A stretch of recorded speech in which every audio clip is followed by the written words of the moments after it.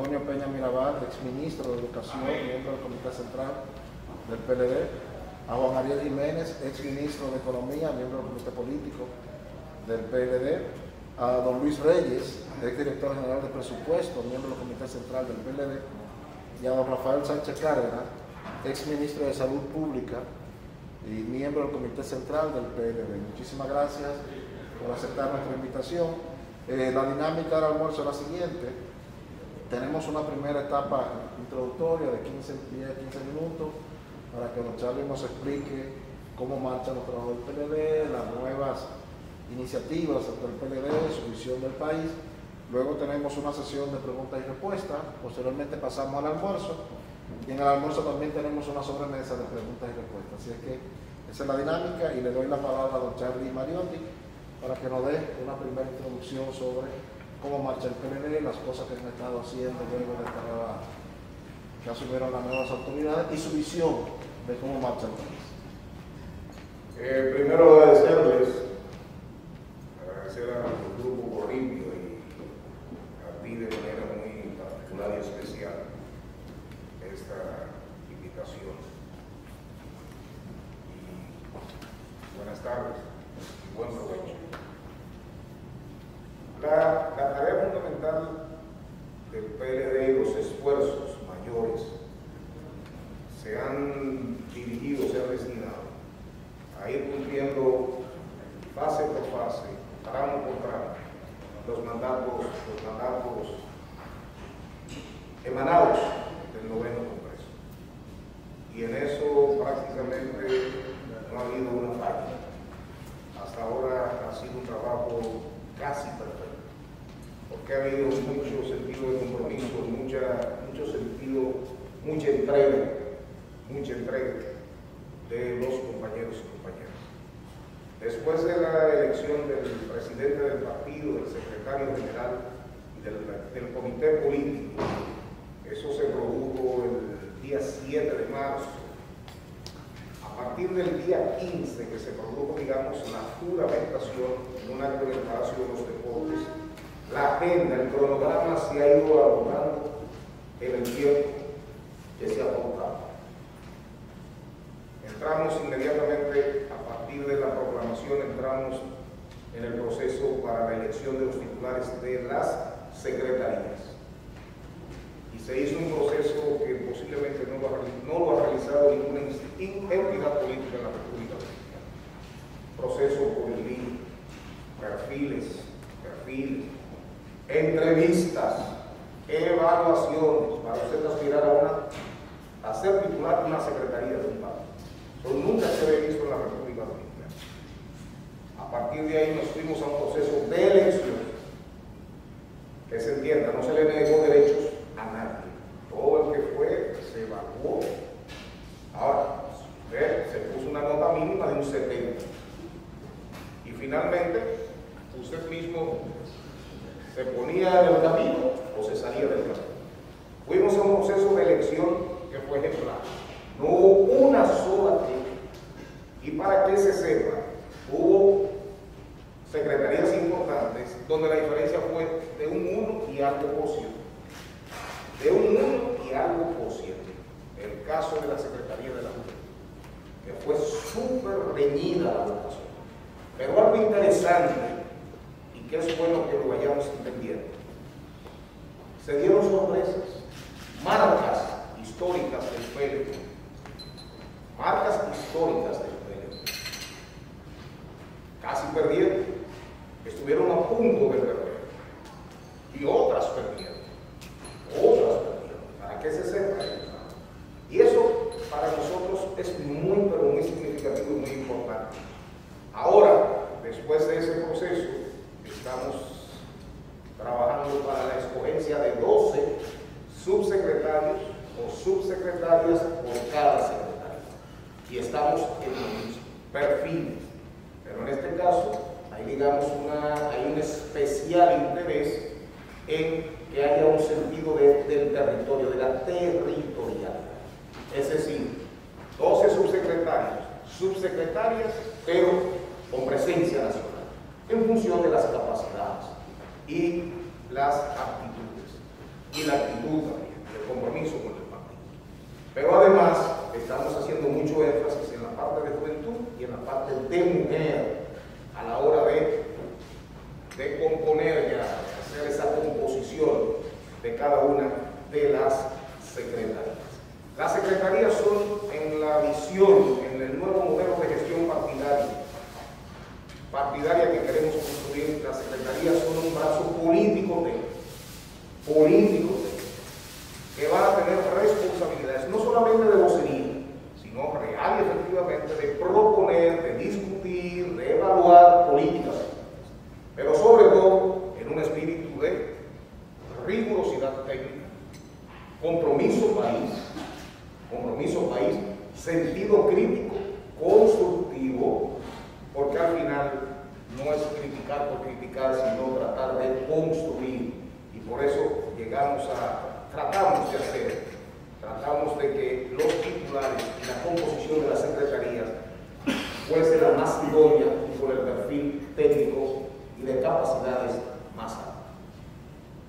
A partir de ahí, el comité político se va a reunir próximamente, elegiremos a los vicesecretarios, los que le tocan a la Secretaría General, y se van a elegir los vicepresidentes, tanto del secretariado técnico-científico, como del secretariado partido-sociedad.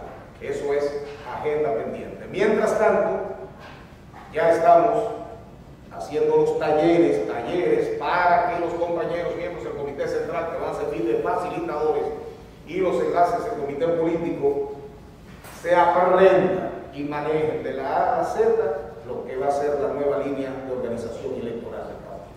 Eso es más o menos lo que tenemos en agenda. Tenemos dos nuevas autoridades, dos nuevos cabezas, un nuevo presidente del PLD, un nuevo secretario general. ¿Cómo ha sido la dinámica que han implementado Charlie Mariotti y Danilo Medina para la conducción del partido? Mira, el presidente de la República, expresidente de la República, dos pedidos. Y en su momento el senador Mariotti siempre mantuvieron una buena relación, fluida, de respeto, hasta en la divergencia. Ahora no tiene por qué ser diferente. Ahora él es un expresidente y yo soy un ex senador. Él es el presidente del PLD y Charlie Mariotti es el secretario general. ¿Qué estamos haciendo? Los estatutos mandan y definen claramente cuál es el papel del presidente y dicen claramente cuál es el papel del secretario. Punto.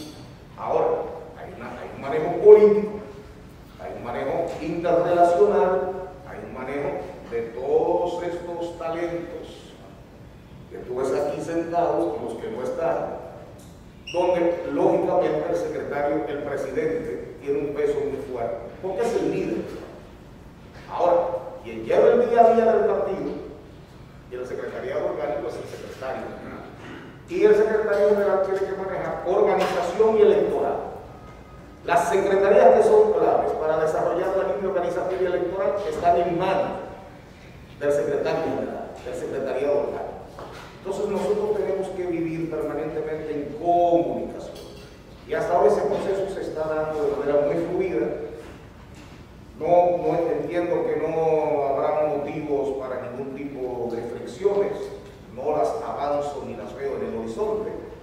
Y estamos bien que el presidente trabaja desde la casa presidencial, recibe, y el secretario general hace su labor cotidiana en la Casa Nacional y los fines de semana hace 4 o 5 asambleas, cumpliendo con el compromiso de una Secretaría General itinerante que nos sirve para ir cohesionando y trabajando las 5 E.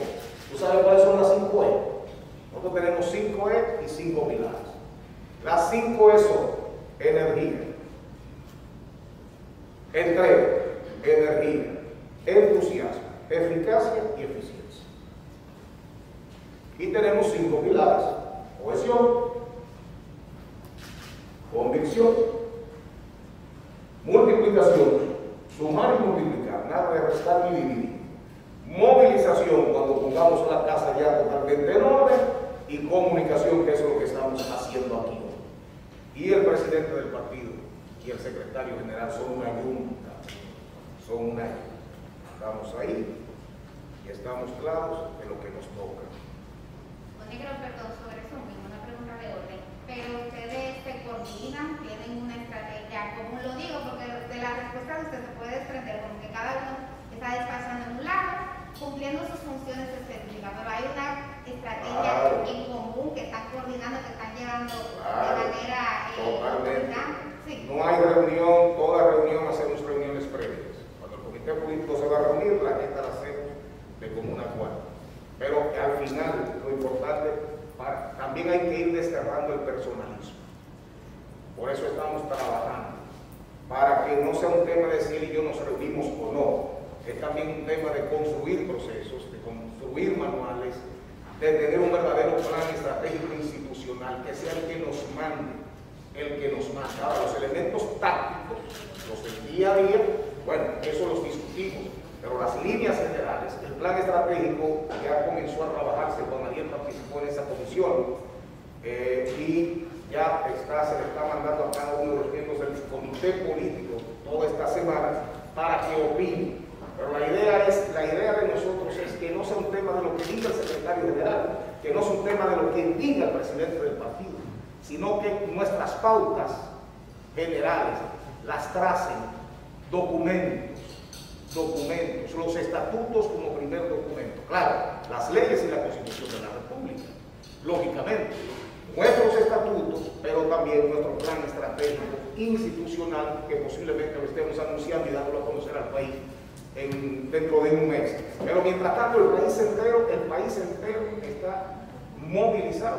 Ahora mismo, claro, guardando los debidos protocolos, se están haciendo talleres para presentar los reglamentos y los instructivos para la nueva línea de organización electoral. Pero algo más, es una señal clara de que el PLD está de vuelta en un proceso virtual, a pesar de las deficiencias que tenemos de muchos compañeros y compañeras que son semidigitales, análogos enteramente análogos. Votó el 82%. El 82% aprobó 7 reglamentos que tenían que ser sometidos al Comité Central. De 9 reglamentos, 2 van al Comité Político. El del Consejo Consultivo, que es una figura nueva, y el de las conferencias, y el del Centro de Formación Política y Gestión de Gobierno, que es de creación reciente. Ese también se sometió a los compañeros y compañeras y ya se está trabajando de cara a ser un centro de educación superior, Instituto de Formación Política con capacidades no llegamos al doctorado, pero ya se le está dando su fisonomía. 82% votó de manera virtual, cuando tenemos mucha gente que cruzaba, sobre todo presidentes que son ya entrados en edad, que entraban a la plataforma, no entendían, y con todo eso, votó un 82% durante 3 días que se abrieron las votaciones. Y eso te dice que hay un ímpetu, hay un ánimo, hay un nuevo aire en el PLD sin dudas. Leonora. Sí, el PLD tiene 10 meses fuera del poder. Uno supone que en estos meses ya de frialdad y de toda la parafernalia del poder, han reflexionado sus principales líderes sobre las causas que llevaron a la derrota. Han reflexionado sobre eso, saben cuáles son esas causas, qué cosas no repetirían si llegan de nuevo al poder. Mira, yo siempre refiero a los amigos comunicadores al documento crudo que se hizo durante el Congreso de cara a la aprobación estatutaria. De hecho, si tú coges ese documento y lo pueden solicitar, Pero el documento es muy frío.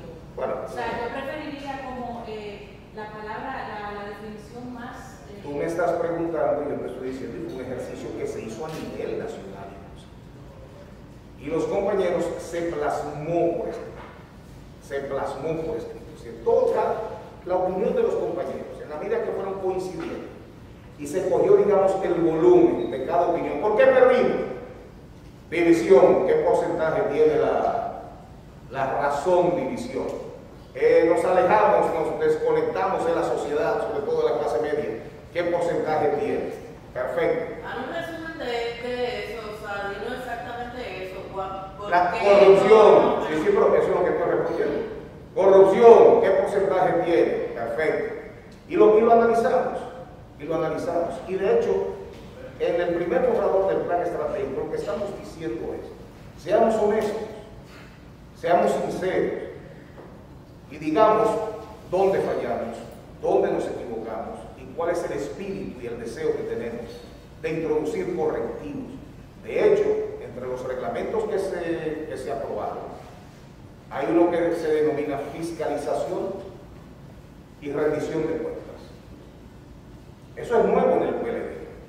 Y lo importante es que aprendamos en nuestros errores. Ahora, fueron errores, muchos errores colectivos, están totalmente alejados del tema de la corrupción. Hubo mucho, ¿en qué sentido? De que el partido dejó de operar y fuimos mucho más gobierno que partido.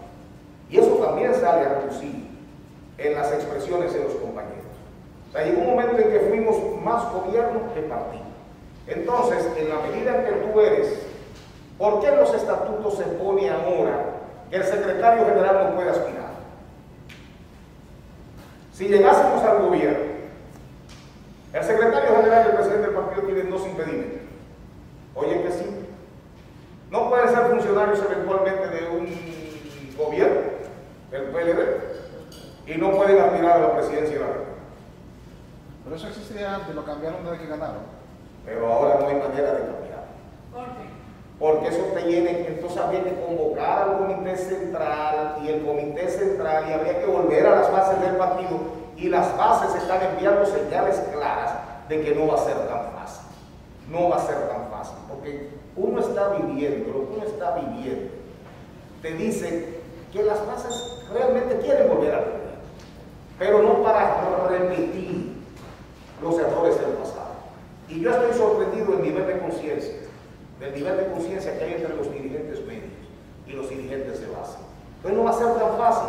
De hecho, a veces toma horas convencer a compañeros y compañeras de que por la vía del reglamento hay que hacer ajustes a los estatutos de algún tipo para ser prácticos en algunos casos de cara a la implementación de la línea de organización electoral. Y te das a trabajo, porque hay otra vocación, hay otra voluntad, tienen deseos de volver al poder. Y no va a ser tan fácil. No va a ser tan fácil. ¿Y han hecho algún ejercicio fuera del partido? No, porque recuérdate que estamos, no te voy a dar mentiras, estamos muy concentrados en organizar la casa y fortalecer el partido y darle una arquitectura institucional poderosa, que si llegamos al gobierno, si Dios quiere, no soltemos el partido en vano, porque todos queremos ser parte del Estado. Entonces lo que estamos ahora es, eso sí, ahora vamos, entendemos que la marca necesita algún esfuerzo de rehabilitación. Lo necesita, pero no vamos a mentir. Ahora, ¿qué estamos esperando? Hacer un buen análisis cualitativo.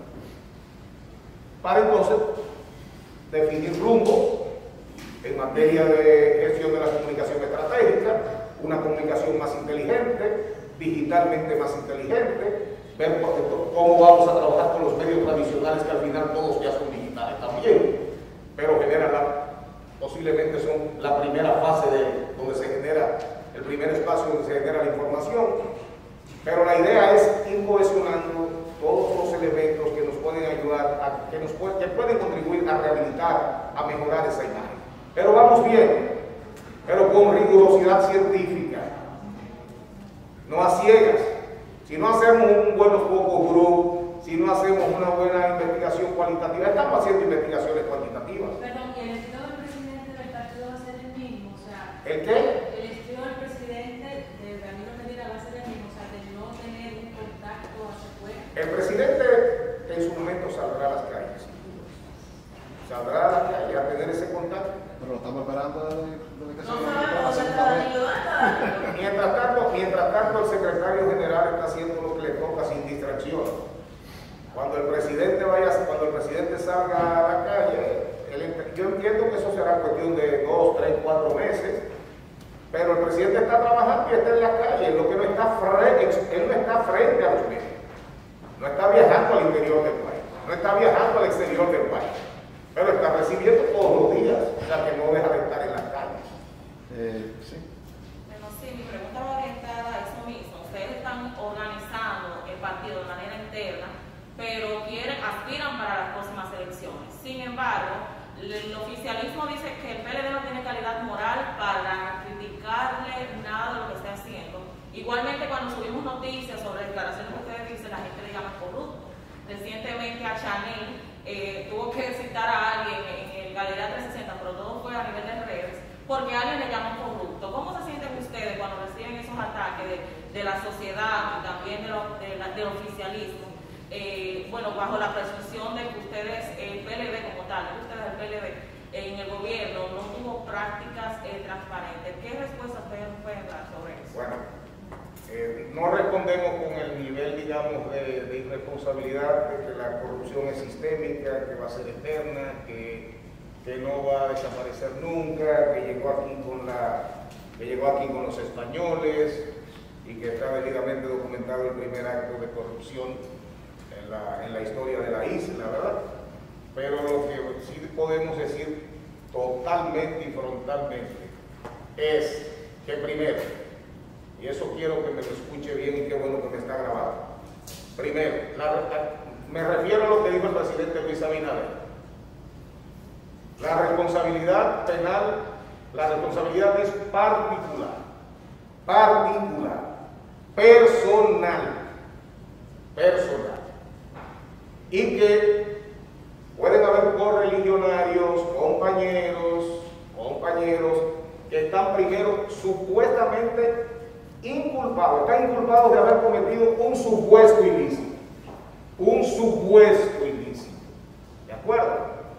Pero va para un acuario ya de corrupción. Bueno, pero perfecto, pero vamos a analizarlo con toda la seriedad posible. Ahora, si a usted le inculparan un supuesto de haber cometido un supuesto ilícito, yo estoy seguro que lo que usted pediría y sus abogados, sí, a usted, a cualquiera, le puede pasar a cualquiera, a los que estamos vivos, por cualquier cosa.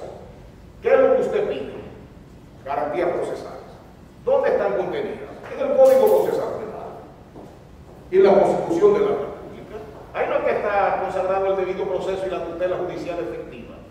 No es clarísimo que el Código Procesal Penal dice que usted no puede, que la investigación tiene que ser no vinculada, ni que se pueden ligar terceros. Y que la investigación del Ministerio Público tiene que ser ¿qué? Secreta. No lo dice el Código Procesal Penal, no lo dice el derecho comparado. Entonces, ¿aquí qué está pasando? Es verdad, esos compañeros que se defiendan, esos compañeros tienen abogados. El PLD solamente reclama que se respeten los derechos consagrados en el Código Procesal, en el Código Penal y en la Constitución de la República. Ahora, aquí hay algo que está pasando. Y busquen, hagan un ejercicio y busquen referencias en el derecho español, en el derecho europeo, sobre lo que se denominan los juicios mediáticos. Los juicios mediáticos. Entonces, hay evidencias claras de que se producen filtraciones a medios o periodistas privilegiados, que de por sí, en una violación abierta, ya precondicionan eventualmente la posición de un juez. Entonces, creo que lo que debe demandar el PLD, cualquier organización política, cualquier medio, cualquier periodista, cualquier comunicador, es que de verdad, pidamos y reclamemos que el Ministerio Público actúe en función de los mandatos de su ley orgánica. No es que no se haga justicia, el que la hizo, que la pague. Eso es así, y esa es la posición del Partido de la Liberación Dominicana. Ahora, ¿Qué es lo que nosotros reclamamos? Lo que reclamaríamos para cualquier ciudadano. Un Estado que sepa que debe cuidar tanto al supuesto imputado como al imputador y al que juzga, que es el juez. Si de verdad queremos justicia. Si de verdad queremos justicia. Un Estado responsable promueve que tanto el acusador, en nombre de la sociedad, que es el Ministerio Público, el acusado y el juzgador sean imparciales y no precondicionados, y que no haya una sentencia anticipada, en función de filtrar información. Y se ha hecho tanto con casos que afectan a personas cercanas al PLD y que afectan también a personas cercanas a la administración actual. El PLD es un partido por mucho de personas honestas.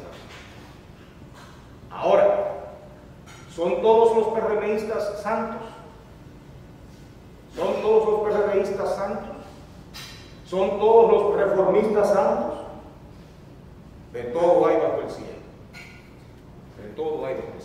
Mírese. Pero no es verdad que eso a nosotros nos amilana ni nos reduce, porque estamos conscientes de que nuestra fuerza predominante y mayoritaria es gente seria, honesta y trabajadora, que está dispuesta a dar lo mejor de sí por su partido.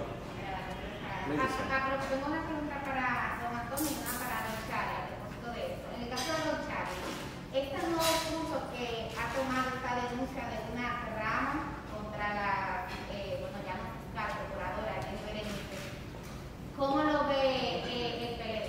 Y para don Antonio, déjasela, después que te respondo tú mismo te voy a dar mi chance. Eso es muy simple. Eso le toca responderlo a la Procuraduría General de la República, porque hay tantas versiones y yo no creo que sea correcto. El PLD no busca nada opinando sobre eso, porque de hecho son periodistas los primeros que dijeron, ahí volvemos a las filtraciones. Yo me entero por dos voces de periodistas amigos. Sobre todo uno muy querido, admirado y respetado por mí, que es Uchi, desde hace años. Y después sale la procuradora con una declaración oficial que no decía ni sí ni no, sino que todo el que se mete en eso tiene que cuidarse. Es igual que todo el que se meta político, de antemano sabe que le van a decir la verdad. Por ejemplo, todo el que se mete político de antemano tiene que estar preparado para que le digan la verdad. Eso fue lo que ella quiso decir. Bueno, todo el que se mete al Ministerio Público tiene que cuidarse. Y al final no han vuelto a decir nada. Entonces yo creo que eso le corresponde, eso es la verdad definitiva. De eso le corresponde al Ministerio Público. en el caso de don Antonio se supone que uno de los pilares o de las obras de gobierno del PLD fue la llamada revolución educativa. Entonces se promocionó mucho, se publicitó bastante también. Sin embargo, ahora en el marco de esta pandemia hemos descubierto que el sistema educativo dominicano tiene carencias que finalmente no fueron resueltas. He entrevistado en varias ocasiones a la presidenta de la ADP y a algunos dirigentes que dicen escuelas sin agua, escuelas sin electricidad, pero les pregunto, ¿eso incluye planteles nuevos, o sea, que fueron construidos recientemente? Y me dicen que sí. Entonces le pregunto, ¿qué fue lo que pasó? ¿Qué falló de esa revolución educativa? Que el sistema educativo no ha podido responder adecuadamente ante una emergencia sanitaria como esta pandemia. Bueno, primero, saludos a todos, muy buenas tardes. Y antes de responder, yo quisiera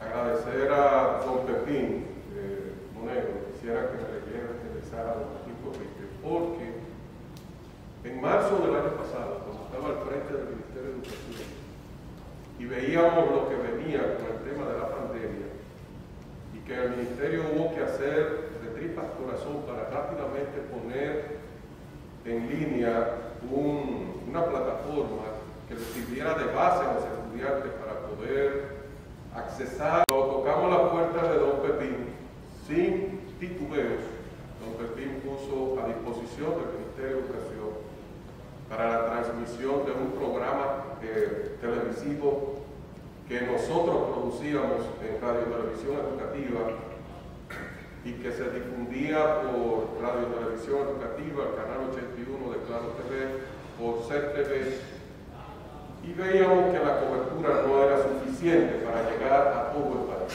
Entonces nos acercamos a algunos dueños de medios de comunicación para pedir el apoyo en ese momento. En ese momento, por la urgencia, nosotros no podíamos hacer una licitación pública nacional para contratar masivamente una cantidad importante de medios. Entonces nos acercamos a los dueños y cuando tocamos la puerta de don Pepín puso a disposición del Ministerio de Educación para la transmisión gratuita de ese programa que nosotros realizábamos al Ministerio a la planta televisora Teleantillas y Coral, sin cobrarle un centavo al Estado Dominicano. Entonces eso de alguna manera u otra nosotros tenemos que agradecerle, porque otros dueños no actuaron en consecuencia. Y lo que nos mandaron fue al día siguiente cotizaciones millonarias para cubrir la transmisión. Por lo tanto, quiero que le llegue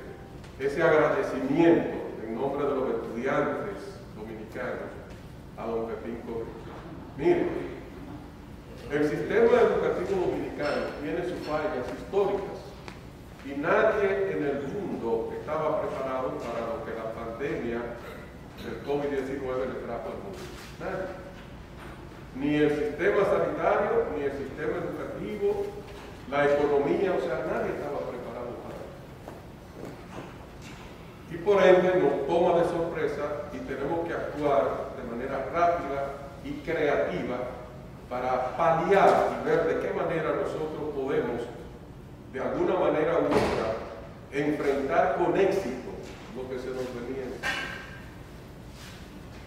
Que hay establecimientos escolares, centros educativos nuevos, construidos bajo el Programa Nacional de Edificaciones Escolares sin Energía Eléctrica y Agua. Yo quisiera que me lo presentaran, que me dijeran cuáles son. Porque antes del presidente Danilo Medina inaugurar un centro educativo, enviaba a los organismos correspondientes a identificar si ese centro estaba en condiciones de ser o no ser inaugurado. O sea, yo no creo que eso se haya dado.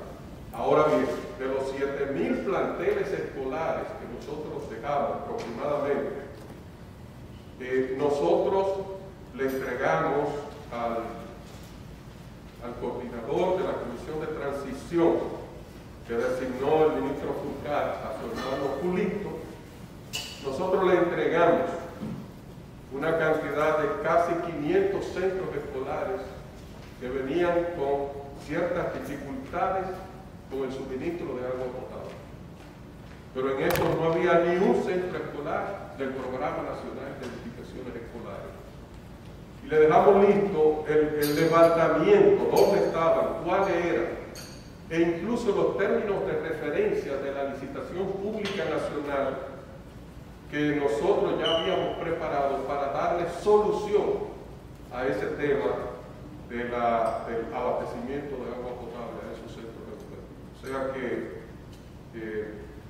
no es cierto que dentro del Programa Nacional de Edificaciones Escolares se hayan construido escuelas sin el abastecimiento de energía eléctrica ni agua potable. Antonio, sobre eso mismo, escúchame.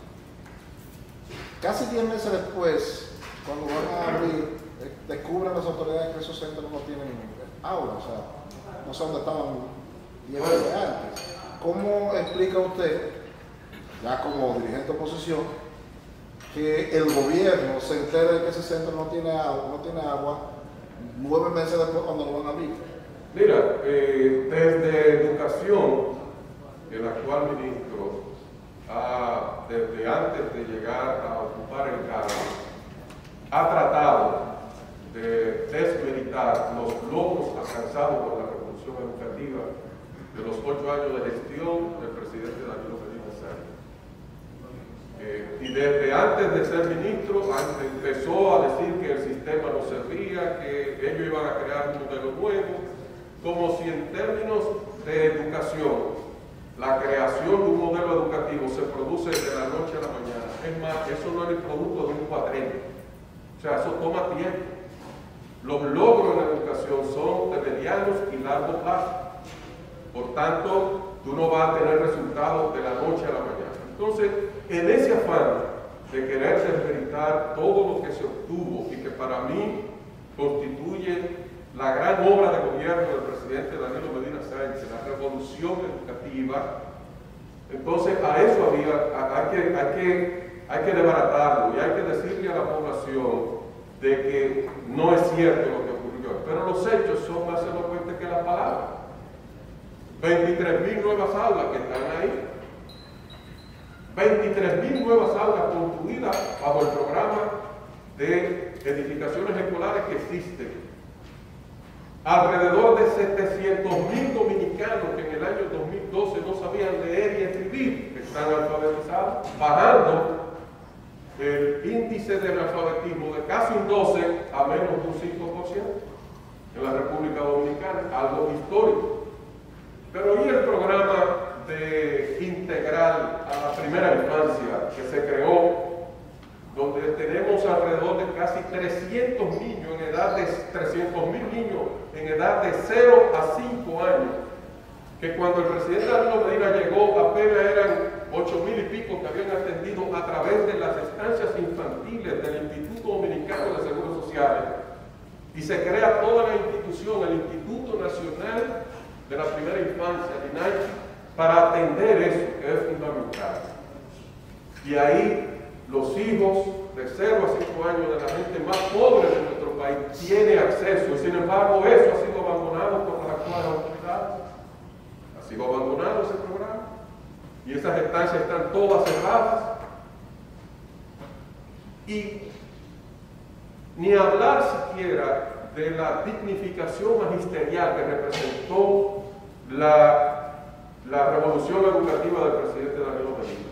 Aquí un maestro de básica ganaba 26.000 pesos en el año 2012 y ese mismo maestro gana 52.000 pesos, duplicado el salario. Un maestro de media ganaba 29.000 y hoy gana 59.000 pesos. ¿Cómo no se lo están dando? No, por la jornada completa, extendida. Entonces, hay logros significativos, pero y en cuanto al tema de la capacitación de nuestros docentes.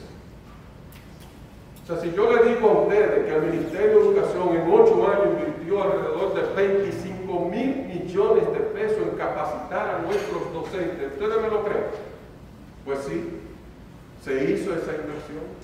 ¿Y dio resultados? Bueno, los resultados, como vuelvo y le digo, en el tema educativo, usted no lo ve de la noche a la mañana. Ahora, yo los invito a ustedes, en el día de ayer, la entidad de la sociedad civil que se llama Iniciativa Dominicana por una Educación de Calidad, IDEC, sí.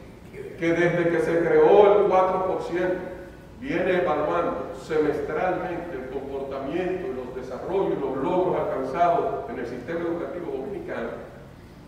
Yo los invito a que busquen ese reporte del día de hoy, donde ya se comienza a perfilar que los estudiantes que están en jornada escolar extendida comienzan a despuntar por encima de lo que están en la jornada formal,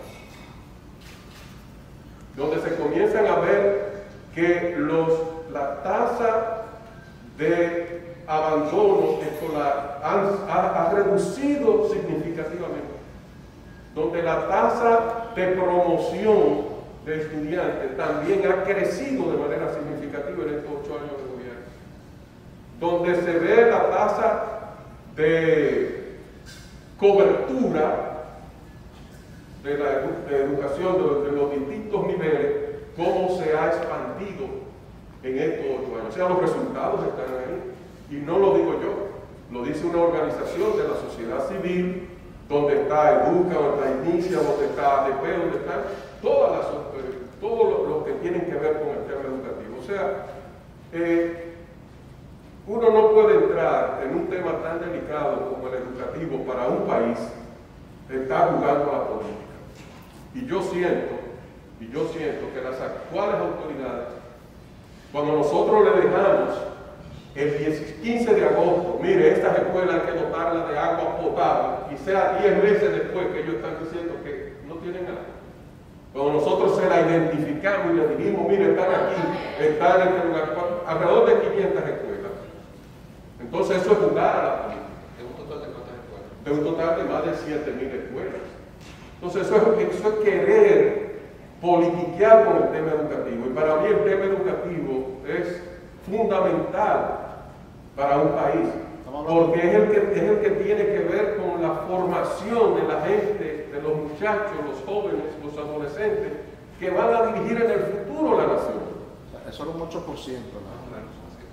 Entonces, y yo he percibido eso. Yo he percibido que hay un interés, primero, de no reconocer nada de lo que está ahí, y de que agentes que no son ni del PLD ni del gobierno pasado lo están diciendo, como esa evaluación de la INEC.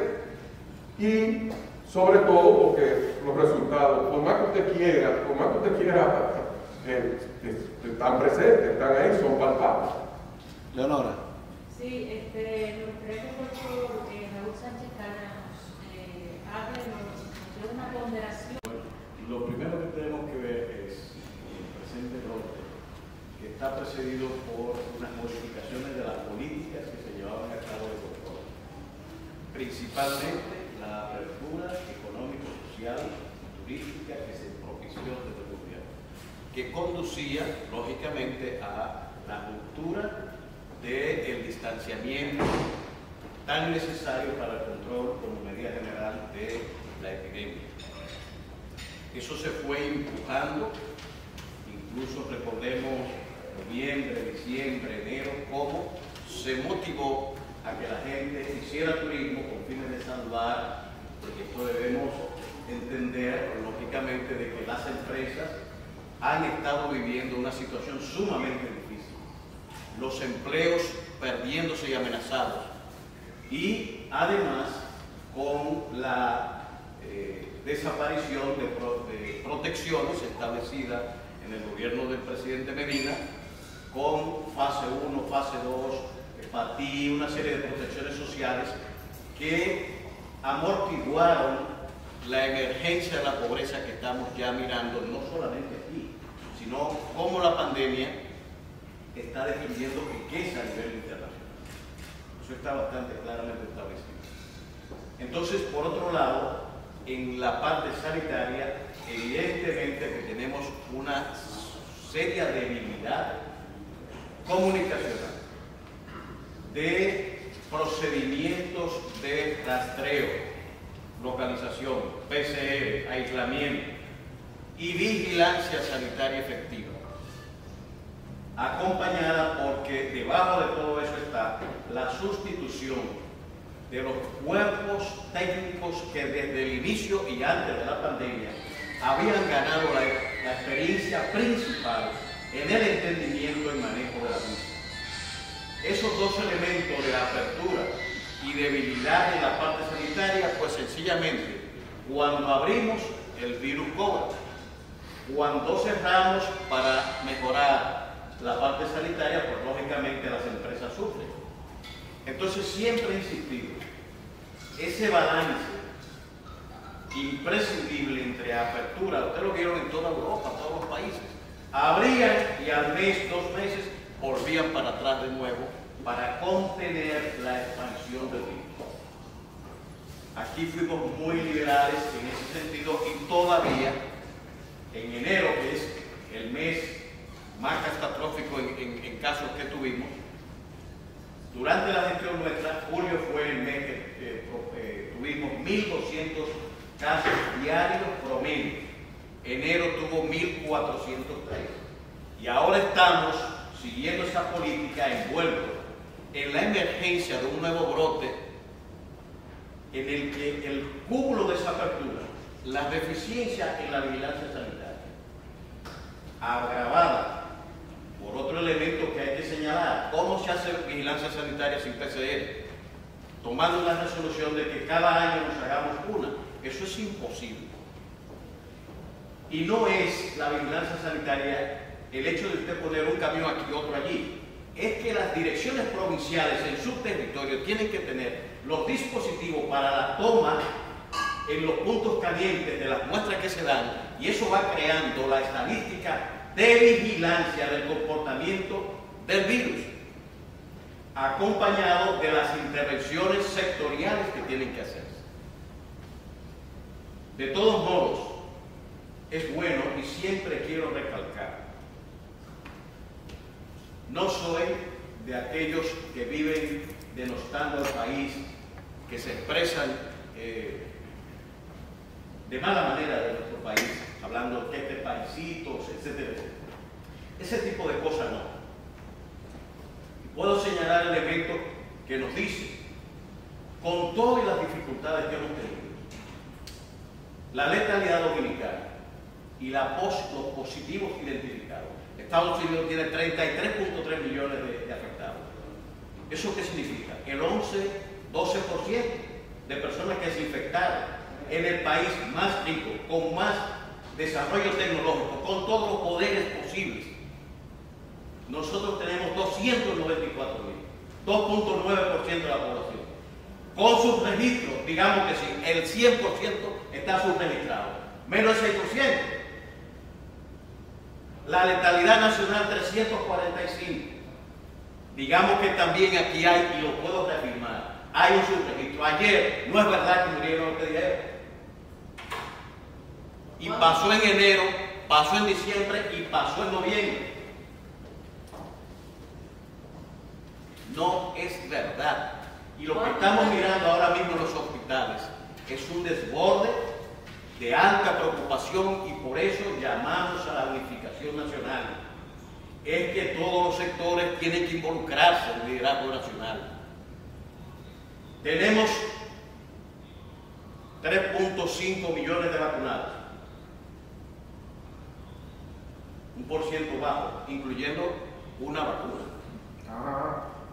Toda la mayoría de la población no se ha vacunado. ¿Qué significa eso? Que en medio de esta pandemia, la posibilidad de infección, todavía las vacunas no llegan a que el país dependa única y exclusivamente de vacunar. Tienen que tomar medidas de controles epidemiológicos, de medidas de restricción de movilidad. Es que esa es la lógica de manejo sanitario, no es otra. Que se aumente, por ejemplo, el toque de queda, que sea más amplio, que se cierren las empresas.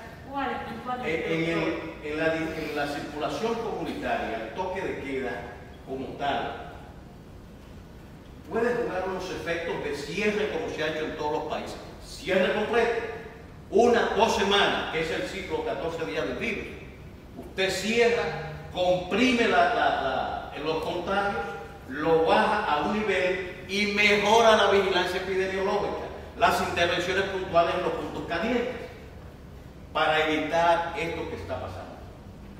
Y evitar entonces la presión que estamos hoy viendo, la gente clamando en los hospitales por una cama, por una UCI. Vean el boletín, el último, del 31, que es el que está publicado. Con ventiladores, 58%. ¿Ustedes saben cuál es la tasa de mortalidad de cuando se ventilan a la gente? Casi un 50%. Y me están diciendo que están muriendo 6 personas. O sea, la mitad se muere. La mitad se muere. Entonces, de lo que intuban, sí. Toda la intubación va subiendo y está sobre el 50%, y me están diciendo que tenemos una muerte reducida. Ahora es 59%. En enero hice la denuncia el 17. Busquen los datos del 19, 20. ¿Cómo terminamos enero? 15, 20 todos los días estaban declarando, cuando anteriormente era 0, 1, y no se murió hoy incluso. Eso está pasando ahora de nuevo. Es un error de tenerle miedo a que la gente sepa lo que está pasando, porque eso genera más incertidumbre, más desconfianza en la gente de que lo están engañando, a que usted sepa. Y yo no tendría ningún reparo en decir lo que estaba muerto. Y la gente, esa letanía le cansó, es verdad. Llegó un momento que la gente estaba cansada y sabía que estaba diciendo eso. Recogíamos y los atrasos que había, que en la misma rueda de prensa denunciaban a las clínicas, a los hospitales y a las TPS para reducir al mínimo los retrasos. Ahora están los boletines, se están retrasando. Me permite una pregunta, que se le quedó algo importante. ¿Quién fue que hizo la pregunta? ¿Usted? Leonora. Y el seguimiento, por ejemplo, yo que manejé 3 meses de la crisis, 4 meses en el comité que tenemos en Monteplata, con la DPS, Servicio Nacional, SENASA, todo el mundo, 911. El seguimiento, cuando se identificaba un enfermo, ¿cuál era el énfasis que nosotros hacíamos? Seguimiento, aislamiento, familiares y hacer el mapeo. ¿Qué ha pasado con eso? Es que eso no se está haciendo. Okay. Recuerden que había en el Servicio Nacional de Salud, había un sistema de seguimiento a los crónicos. La mitad de los muertos, 48, creo que hoy está en 48, 49, son diabéticos e hipertensos. Que están, las condiciones son propicias para la muerte. Y son los que se intuban y son los que mueren. La mortalidad por millón de habitantes que tenemos 345 y la mundial 457. Y la de América Latina, de América, 1590. La mortalidad por millón. ¿Qué significa eso? ¿Tenemos errores? Sí. Tampoco teníamos todos los recursos posibles. Y con todo eso tenemos unos indicadores que puede decirse, y por eso yo recibí la felicitación de la OPS y de la OMS por el manejo que se hizo, con todos los gritos y las quejas. El dominicano se queja por todo. Doctor, el miércoles pasado, cuando usted dio la rueda de prensa, estaba aquí justamente en el almuerzo del ministro actual y se quilló. Se quillaron. ¿Quién se quilló? Mario Lama, sobre todo, le respondió duro. Es socio de esta. Entonces, ellos criticaban y decían que muchas de las cosas que usted criticaba se generaron en su gestión. Y una de las cosas que él decía es que lo de las pruebas PCR, quienes fijaron 4.200 pesos por prueba, que decían ellos, le están saliendo a $10, es decir, 560 pesos, fue la gestión pasada que se implementó. ¿Cómo explica usted esa gran diferencia? A propósito de la intervención de Mario, mi alumno, querido además, amigo tuyo, él dijo no una, no esa, sino varias más. Por ejemplo, que nosotros fuimos incapaces de impedir la entrada de la pandemia al país. Lo dijo ahí. Yo digo, fíjense ustedes, o sea, ¿por qué Estados Unidos la permitió y Canadá y Europa? Entonces, la República Dominicana le pide que el ministro de Salud y la gestión pasada impidiera que un virus de esta naturaleza llegara al país. Yo creo que eso es un despropósito. Y sobre las pruebas, en la parte pública no se cobraba. Nosotros empezamos a convertir el laboratorio nacional en un laboratorio capaz de responder a la demanda que existía, que era muy baja. A nosotros nos agarró la pandemia sin capacidad, primero, en virología muy baja. Segundo, en materia molecular, ninguna prácticamente. Entonces todo fue a contramarcha montándose. Que me digan que teníamos pocas pruebas, es que la cantidad que la demanda de la pandemia fue generando, este país no tenía la infraestructura. Eso no es un momento que llegó y que ya lo teníamos que tener, no. En la parte privada, que tuvo la capacidad de inversión para avanzar más rápida, el gobierno no tuvo más remedio que hacer alianza público-privada, lo que ahora se está propiciando enormemente. Referencia hizo el 60-65%, quizás hasta el 70% de las pruebas en un momento. Nosotros en la parte pública no teníamos capacidad de infraestructura. Si usted suma referencia a Madita, Patria Rivas. exactamente, y luego UNIBE, que empezó con otro laboratorio, la inclusión de los Ginesberg que tenían los hospitales para tuberculosis, se hizo la conversión para que los hospitales, y esos son cartuchos que hacen 2, 4 pruebas, nada más, para poder mejorar progresivamente eso. ¿Qué tuvimos que hacer? Negociar con ellos para tener un límite. En esos momentos los insumos de todo género estaban por las nubes y eran motivo de discordias incluso internacionales. No fueron 4.600 como él dijo, sino 4.300. El documento está en Salud Pública. Y lo digo públicamente nueva vez. Antes de salir ya habíamos iniciado con Patricia León las negociaciones para bajar los precios y no nos pusimos de acuerdo. Me hablaban de 100 pesos, de 200 pesos. ¿Y cuáles eran los argumentos que le presentaba el sector privado para no bajar los precios? Que era muy costoso, que todavía las cosas no habían llegado a los precios al nivel para bajar significativamente los precios, etc. Alegaban incluso recursos humanos. Señores, no teníamos, no es que me digan yo tengo laboratoristas aquí, es que virología es otra cosa. Y necesita técnicas que teníamos, era de extracción manual. Eso no es coger una enfermera y ven, ponte aquí a manejar este virus. Eso no es verdad. En la Galván había un equipo con 2 técnicas ahí. La enviamos. Cuando fuimos, primero la infraestructura no estaba diseñada para manejar virus. Eso implicaba que había que rediseñar eso para que ese equipo pudiera operarse. Pero no había quien operara, porque las laboratoristas que estaban ahí no tenían la preparación para virología. La enviamos al Laboratorio Nacional. Se pasaron 5 meses allí, cogiendo la pela que ustedes saben que teníamos allí. Y al final la directora me dice, ella no está capacitada todavía para ir independiente y sola a manejar aquello. Esa es la realidad de lo que tuvimos. Entonces el proceso de negociación tenía que seguir. Yo no puedo decir en un ambiente de los precios que se dieron aquí, porque ahora la politiquería, como decía el doctor, está de base y hay una actitud viciosa de hacer denuncias de corrupción, de todo tipo, así gratuitamente.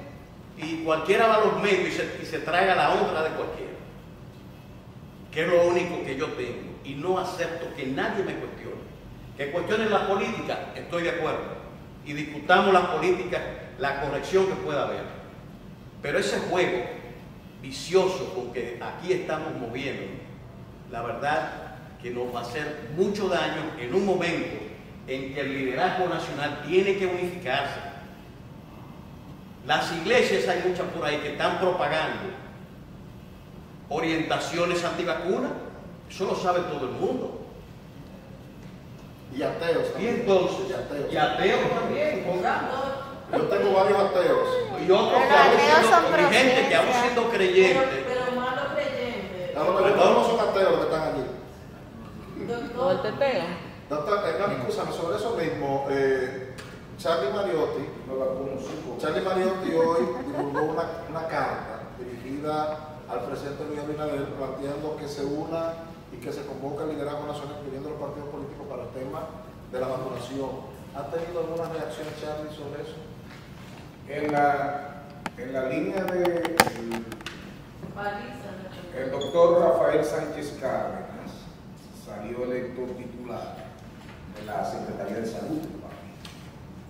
Y su debut volvió a los medios, fue en una rueda de prensa, aunque ya no venía caminando, pero su primera aparición pública como titular de la Secretaría fue en una rueda de prensa coordinada con nosotros, donde se hacían sugerencias al gobierno, a las autoridades, a la gente del ambiente de salud, y eso derivó en que en una conversación con el presidente del partido decidiéramos escribir al presidente de la República, con copia a doña donde les decíamos que en estos momentos cruciales, difíciles, el concurso de todos era determinante para salir adelante lo más rápido posible, y poníamos a su disposición, reiterábamos el comunicado de la Secretaría de Salud del partido. Juan Ariel participó en ese encuentro con la prensa. Reiterábamos nuestra disposición de poner nuestros técnicos, dirigencia, para jornadas masivas de vacunación y poner nuestros locales. Ahora mismo en la mañana nosotros estamos vacunando en la Casa Nacional, ahora con Sinovac. Comenzamos con AstraZeneca. Todavía la gente con AstraZeneca, cuando llega a un centro de vacunación y le dicen, preguntan, ¿cuál es? Antes de, ¿cuál es? Y tú le dices AstraZeneca, y es así. Sí, así. De una vez. El miedo a los trombos. Ajá, de una vez. Entonces logramos que nos diesen Sinovac con el cargamento último que llegó para primera dosis, y hoy ha sido eso prácticamente un meeting. Cuando veníamos hacia acá, nos llamó el presidente de la República, don Luis Abinader Corona, por la vía me lo puso al teléfono nuestro amigo José Ignacio Paliza, y conversamos con él, agradeció el gesto y nos pidió que en la medida de lo posible articuláramos con José Ignacio y con doña Raquel Peña la participación del Partido de la Liberación Dominicana, que luego adelante tendremos entonces que coordinar con el doctor Sánchez Cárdenas. Es decir, que aceptó Sí, claro. O sea, que van a... De hecho, la carta él me dijo, no la he recibido oficialmente, pero ya me llegó por correo y te estoy llamando para decirte que me satisface mucho y que aceptamos la colaboración y que quiero que nos pongamos en ella. Pero ustedes, ¿qué van a hacer? ¿Van a vacunar en todos los locales que tienen el PLD? ¿Van a vacunar en todo el país? O sea, ¿cómo va a ser ese? Bueno, lo que pasa es que recuerden que él va a arrancar mañana, o sea, el gobierno va a arrancar mañana. Sí. En Gran Santo Domingo, San Cristóbal. Ya es un asunto muy rápido. Pero la idea es con el doctor Sánchez Cárdenas, con la gente que tiene la experiencia, toda la gente nuestra que pasó por DPS, por direcciones provinciales de salud, que dirigieron hospitales de segundo y tercer nivel, enfermeras nuestras, pero eso la Secretaría de Salud de nosotros tiene. Porque recuérdate que los partidos políticos hacemos investigaciones. No vinculemos así como que van amarrados y entrelazados, y una cosa depende de la otra. Los temas del Ministerio Público y la parte, y esa fauna extraordinaria, que ojalá no aparezcan casos con nombres, especies en extinción, porque eso quizás aceleraría la extinción de esas especies. Mira, la imagen del presidente de la República, del presidente del partido que fue presidente de la República, es buena, y la imagen de sus gobiernos es buena. Entonces, no es verdad. Y al PLD, ojalá nosotros, como partido, que Danilo salga esta tarde. La temporalidad. Hay cosas que se irán desvaneciendo.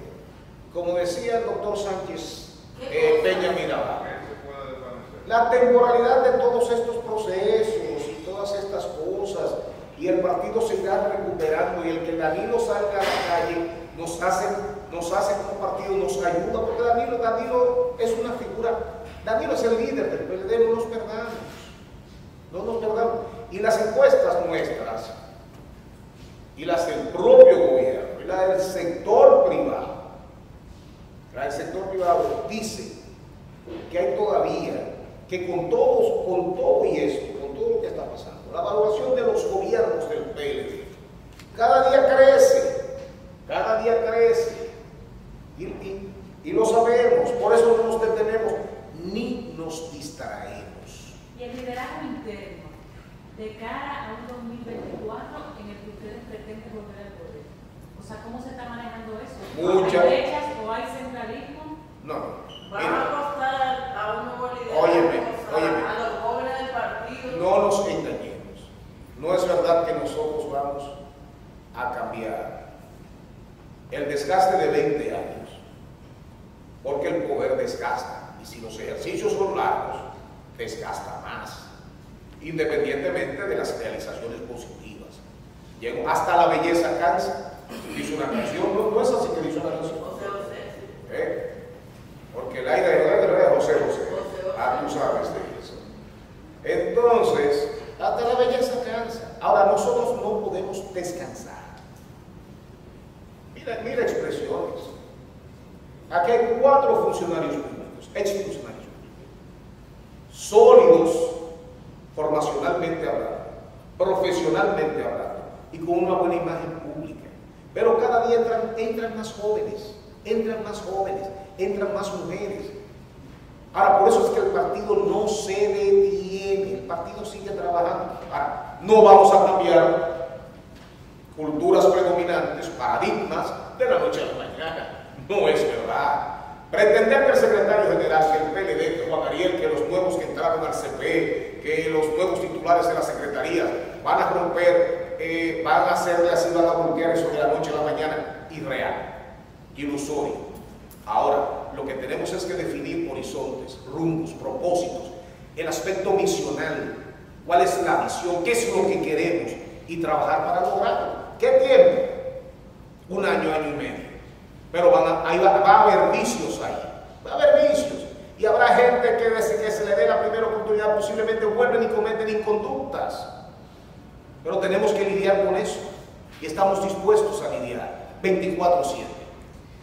Tenemos... Pero antes de eso, ¿ustedes están dispuestos a hacer un cambio generacional con miras a limpiar la imagen del partido? O sea, porque los partidos políticos de la República Dominicana, todos, sufren de dejar a los caudillos de siempre, o sea, a los antiguos dirigentes, gente que pasaron muchos años ahí, y no apuestan a la juventud. ¿Ustedes creen que es necesario apostar a esa juventud para limpiar la imagen? Una de las cosas que nos hizo daño fue 20 años sin relevo generacional.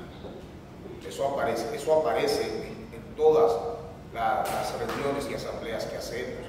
Precisamente por eso estamos haciendo tanto hincapié en caras jóvenes, pero más que en caras jóvenes, ideas, pero tampoco podemos prescindir de la experiencia. ¿Quién prescinde del consejo de su padre? ¿Quién prescinde del consejo de sus abuelos si tiene la dicha de tenerlo? Ahora, decía ahorita, tenemos que, y entendemos, rehabilitar la imagen partidaria. Pero hay muchas cosas que se dan, hay todos estos ataques a personas que supuestamente cometieron un ilícito, que ya de por sí están recondenados con una medida de prisión preventiva que rompe todos los preceptos constitucionales que establecen la excepcionalidad de la medida. Son condenas previas, José, y tú lo sabes, que tú eres un hombre de luces.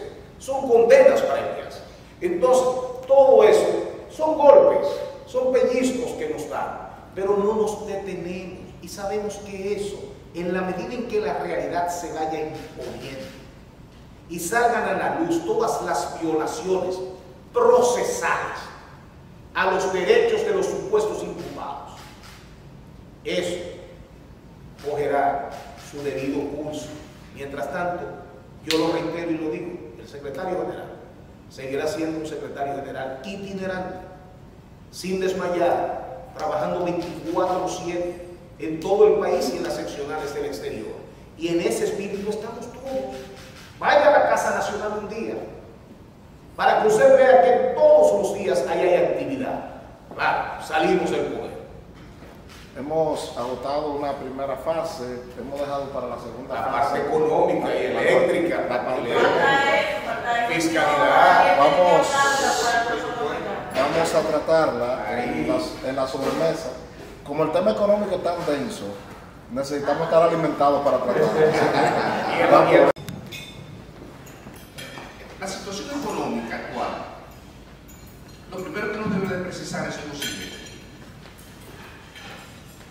ha habido una recuperación importante, sana, de las recaudaciones del gobierno. Y eso, en adición al fortalecimiento de las reservas internacionales del Banco Central, hace que el país no esté en una situación de inminente sensación de paro. El país tiene tiempo para sentarse a socializar y discutir una reforma fiscal. Pero además, las condiciones objetivas del país en términos de desempleo, lo que está mostrando la cifra es la cifra de la seguridad social, que todavía el desempleo en el país tenemos más o menos unas 120.000, 130.000 personas que están, en este momento, 130.000 personas por debajo de lo que tuvimos en marzo del pasado año, del año 2020. Según, no lo tengo a mano, pero te lo puedo hacer llegar porque es fácil, yo lo consulto y te lo hago llegar de inmediato. Son informaciones que están disponibles en la Superintendencia de Pensiones sobre la cantidad de cotizantes, que es la información que se utiliza como una proxy de lo que es la situación prevaleciente en el mercado laboral formal. Repito, como una proxy de lo que está ocurriendo en el mercado laboral formal. Entonces, esa información está diciendo que todavía nosotros estamos por debajo de la cifra del pico que se alcanzó en marzo del pasado año. Pero más aún, estamos observando también que la cantidad de cotizantes a la seguridad social ha estado fluctuando. Cayó en el mes de enero, aumentó en febrero y marzo y volvió a caer otra vez en abril. ¿Qué es lo que nos está señalando eso? Que todavía la economía se encuentra en una fase de vulnerabilidad y hay mucha volatilidad en el mercado laboral. Y esto es un tema central, porque de ahí sencillamente depende el ingreso estable de la familia. De hecho, cuando uno revisa también la masa salarial que reciben esos empleados del sector formal que cotizan en la seguridad social, lo que uno ve es que en términos reales hay una caída importante en enero-abril con relación a enero-abril del año, enero-abril 2021 versus enero-abril del año 2020. ¿Por qué hay una caída importante? Por el efecto de la inflación, una inflación acumulada en los últimos 12 meses de 9.65%, y cuando usted corrige el salario que están recibiendo los empleados por el efecto de la inflación, entonces nos damos cuenta que hay una pérdida importante de poder de compra. Entonces tenemos dos elementos. Tenemos por un lado el desempleo y por otro lado tenemos la pérdida de poder de compra. Pero también todavía tenemos muchas pequeñas y medianas empresas que no sabemos incluso si van a volver a operar o no. Y otras están en una situación de mucha fragilidad. Pero hay un dato que hay que resaltar y es el siguiente. El gasto del gobierno, por decisión propia, por decisión de política económica, se diseñó un presupuesto general del Estado que fuera restrictivo, es decir, que disminuyera el déficit público. Y eso es lo que significa que el gobierno va a tener menos gastos que este año. Entonces, si el gobierno va a tener menos gastos este año, eso va a restar al crecimiento de la economía y a la generación de empleo. Esa responsabilidad básicamente se le ha dejado a la política monetaria, y la política monetaria ha adoptado decisiones en la dirección correcta. Ahora, eso no significa que el efecto haya sido el esperado, que es una cosa diferente. Usted puede adoptar la decisión correcta y luego tenemos que verificar en los hechos de que se han cumplido los objetivos de política. ¿Y qué es lo que se ha visto? Que cuando uno mide abril con abril el crecimiento del crédito público, del crédito al sector privado por parte de la banca, incluso ha disminuido en términos reales. Recuérdense que aquí, cuando estamos hablando de crecimiento, nosotros tenemos que referirnos a las variables eliminando el efecto precio. Hablamos en el argot económico de comportamiento de las variables en términos reales, que no es más que eliminar el efecto precio que ha sufrido la variable como resultado de la inflación. Entonces, esas condiciones objetivas de desempleo, de inflación, de vulnerabilidad del aparato productivo, de disminución del gasto público, incluyendo la eliminación de los programas de ayudas sociales, en realidad no permite que se pueda llevar a cabo una aprobación de una reforma fiscal, sobre todo a la luz de lo que está ocurriendo en Colombia. Yo creo que la experiencia de Colombia es aleccionadora, pero hay algo importante, hay que rescatar esto de lo que decía el presidente de la República en declaraciones que se recogen en los medios de esta fecha. Él decía, vamos a discutir la reforma este año, y eso era algo que yo reivindicaba en términos personales.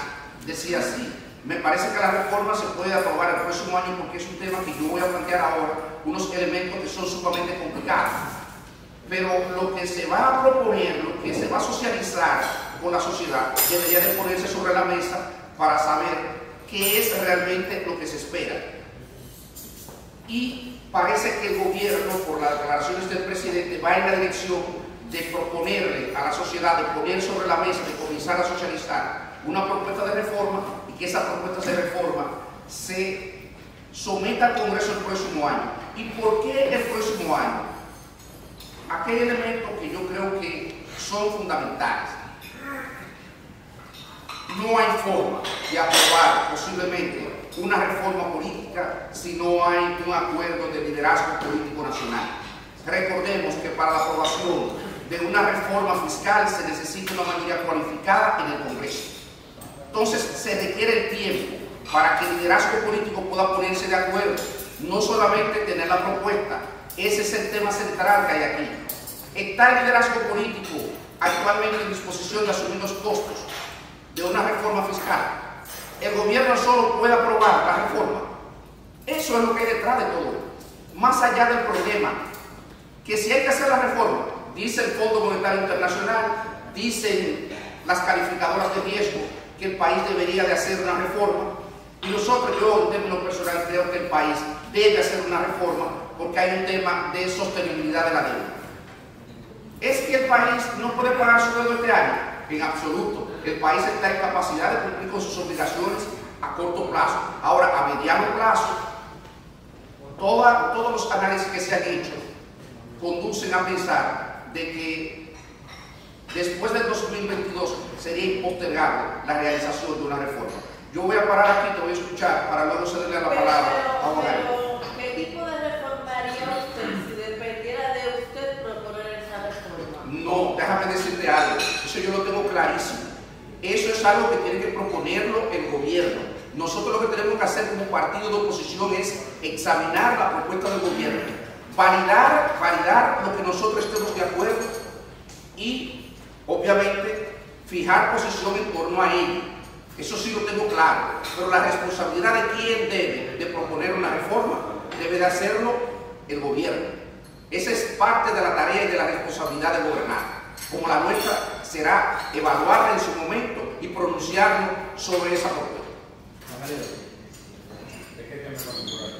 Vamos, tu visión sobre la reforma y luego ahí puede abordar sobre la situación de la deuda que está el país. Cuando nosotros vemos el desempeño económico que está teniendo República Dominicana, ciertamente hay las señales de recuperación. Obviamente las cifras son particularmente altas porque se están comparando con un año donde estaba a mitad de la economía cerrada. Y esa recuperación que estamos viendo responde básicamente a 4 elementos. Primero, una política fiscal que fue contracíclica el año pasado, que implementando los programas de ayuda social, FASE, Quédate en Casa, PATI, pues permitieron mantener el consumo privado, que pesa 70% del Producto Interno Bruto. Y además permitieron que se tomaran las medidas de distanciamiento social necesarias para disminuir el contagio del virus. Y eso es muy importante porque, obviamente, nosotros no queríamos poner a la población en la disyuntiva entre comer o enfermarse. Y si queríamos que tuvieran un mínimo de ingresos garantizados y pudieran quedarse en su casa, a lo que el equipo de salud va preparando todo el fortalecimiento necesario que exige el COVID-19. Responde también a la política monetaria, que desde el año pasado ha sido expansiva, se ha disminuido la tasa de interés, se han aumentado los préstamos, Responde también al aumento de las remesas, que obviamente aumentan el poder adquisitivo de las familias dominicanas y también ayudan al consumo privado. Y responde a que se está demandando más de nuestras exportaciones, sobre todo este año donde el consumo reprimido del año pasado, porque el consumo también estaba cerrado, todo el mundo está saliendo a gastar ahora lo que ahorró el año pasado.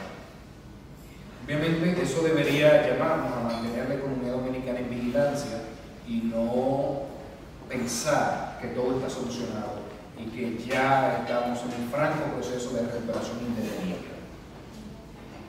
Obviamente la política fiscal y contracíclica, dígase que haya déficit fiscal que se hace cuando la economía está debilitada, lleva a que el gobierno entienda que eso no se debe mantener durante todos los años.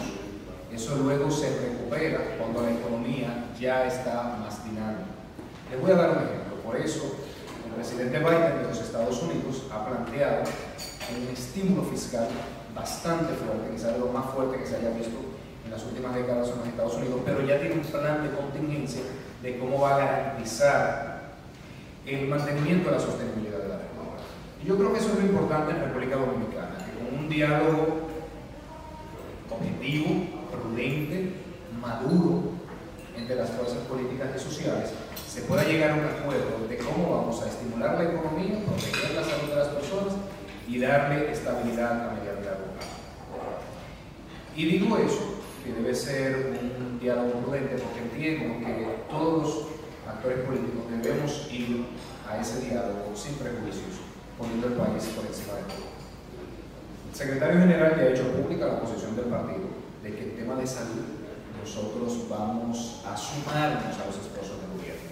Nos sumamos a la campaña de vacunación, no solamente con los locales del partido, también con los médicos, las enfermeras y todo el personal de salud del partido.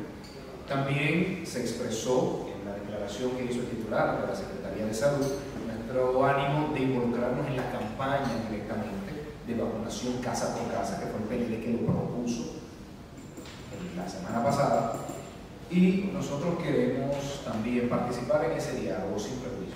Si en años anteriores se veía una oposición que todo lo criticaba, incluyendo el toque de queda que hoy se defiende, si veíamos una oposición que cuestionaba la constitucionalidad de los toques de queda, hoy vemos una oposición que del Partido de la Liberación Dominicana se han aprobado los estados de emergencia. En ese sentido, en el diálogo económico también queremos participar de una forma madura, sabiendo que no con todo se puede jugar a la política y los temas del país deben estar por encima, sobre todo por los intereses. Si en el pasado esa no era la actitud de la oposición, en el presente sí lo es, y lo puede confirmar el secretario general en todas las discusiones que hemos tenido, tanto con el secretario general como con el presidente del partido.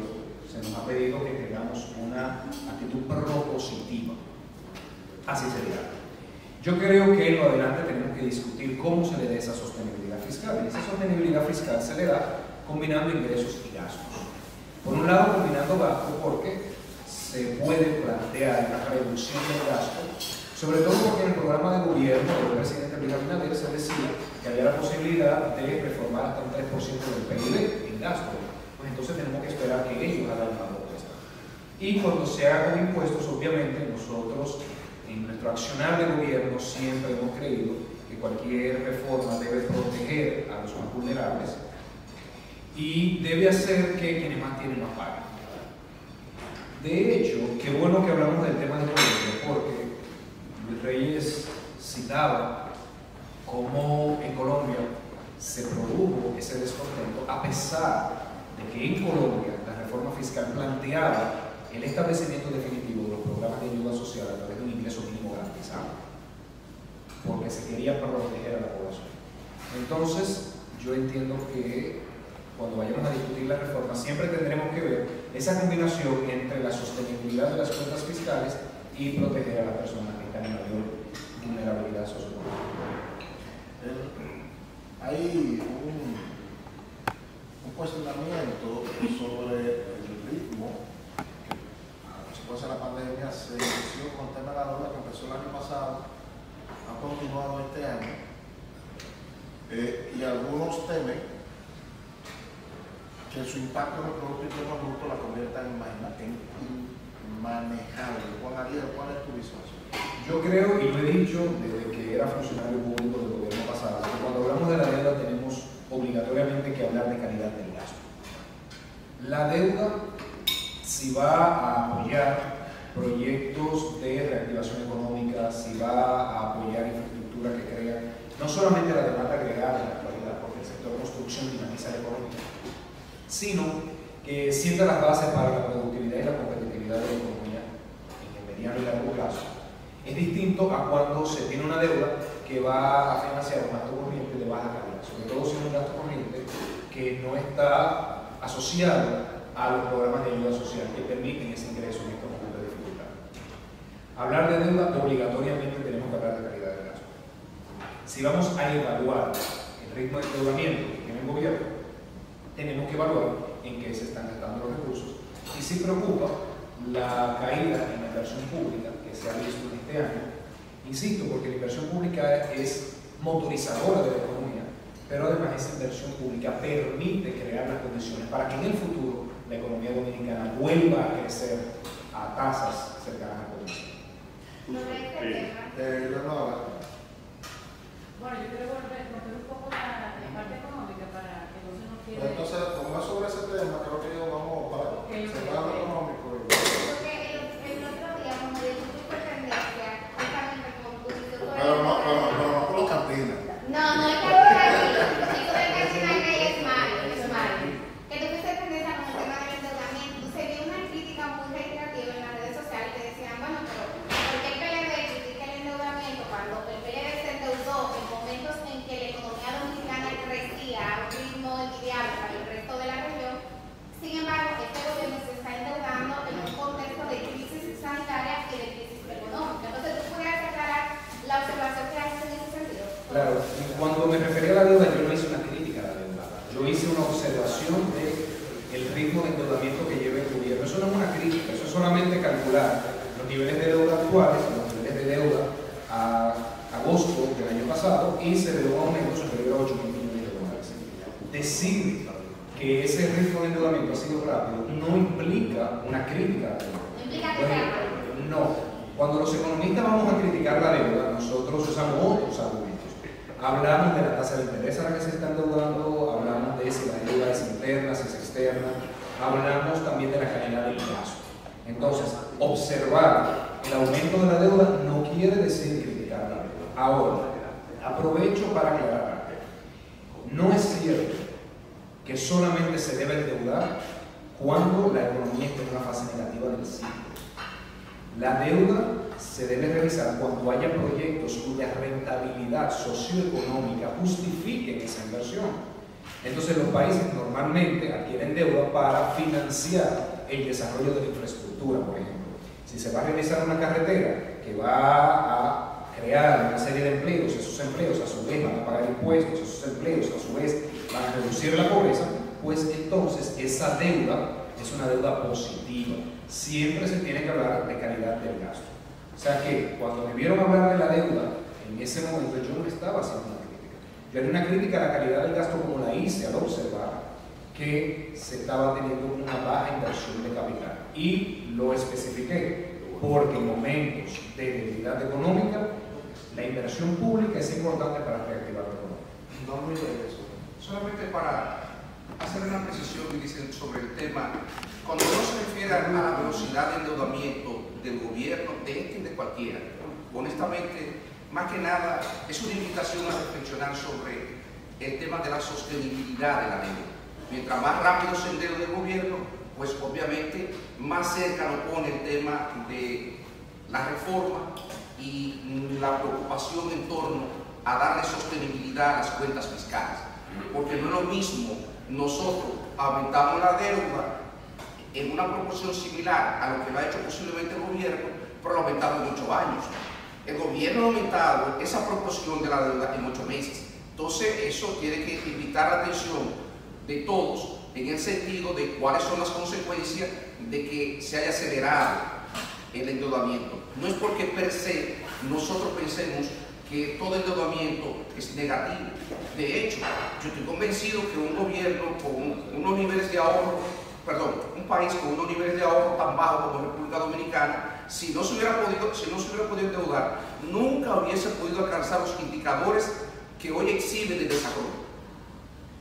Con todas las imperfecciones, lo ideal en términos técnicos, pero no endeudarnos nunca, que no tuviéramos deuda, pero las circunstancias socio-históricas han sido distintas y nos han llevado incluso que a una persona como yo, que nunca en mi vida pensé que tenía vocación de endeudarme, yo era quien diseñaba los presupuestos y tenía que diseñarlos con déficit fiscal, como va a pasar con este, porque aunque tú hagas una reforma, la reforma no te va a cerrar la brecha de inmediato, y en los próximos años tú vas a tener que seguir endeudándote, y como vas a tener que seguir endeudándote, vas a tener que ir a los mercados financieros internacionales, y cuando vaya a los mercados financieros internacionales, ¿qué es lo que le van a requerir al país para prestarle?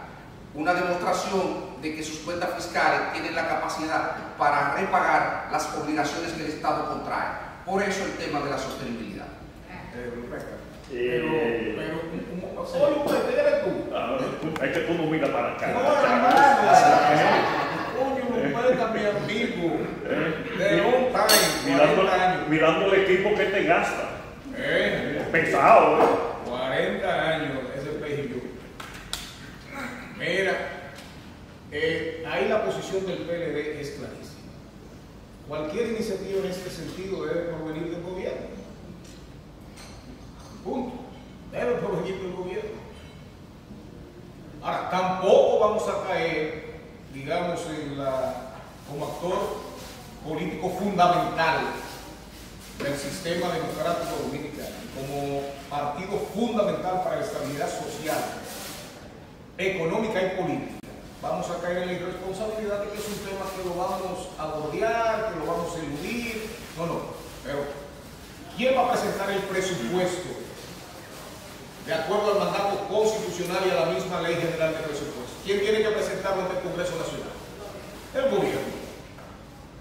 Ahora, ¿lo va a hacer el gobierno pura y simplemente sobre la base de no reforma o sin reforma? ¿O sobre la base de que me voy a financiar hasta el año que viene a ver si las condiciones y el clima social, político cambian? Eso es un tema ahora mismo del gobierno. Creo que eso quedó claro.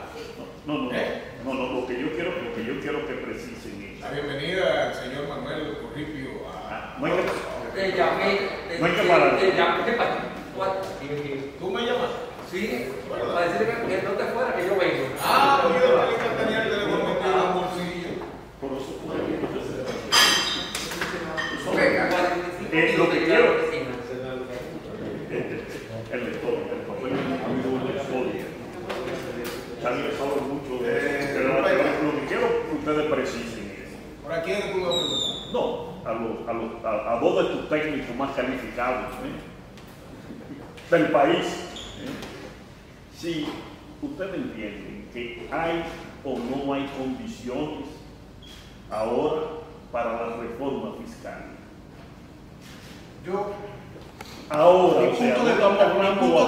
Mi punto de vista es, lo voy a reiterar por si no quedó claro, incluso está por escrito, porque en uno de los artículos que escribo semanalmente fijé posición sobre ello. Si lo escribiera en uno de los periódicos del grupo, ya se hubiera estado enterado, seguro que hubiera estado enterado, pero mírame con gusto. Eso me dijo Antonio. Con gusto yo lo voy a repetir. Lo que he dicho es que las condiciones, la posición del presidente de postergar la reforma a la luz de las condiciones objetivas que existen de desempleo, del efecto de la inflación, la desaparición de los programas sociales, el bajo gasto del gobierno, incluso porque el gasto del gobierno en términos corrientes también va a bajar. Juan Ariel destacaba la caída del gasto de inversión, pero en los próximos meses, como desaparecieron los programas sociales, el gasto corriente también va a disminuir. Entonces, esas condiciones objetivas, más el espejo de Colombia, dan sentido a la decisión de postergar eso.